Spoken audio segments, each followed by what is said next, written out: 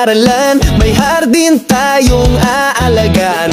Pechay, talong at kamatis, lusog at saya ang hatid. Gulayan sa paaralan, halina't magtanim, puno ng pag-asa, sa lupa'y sisibol din. Gulayan sa paaralan, sama-samang kilos para sa kalusugan at kinabukas ay busog.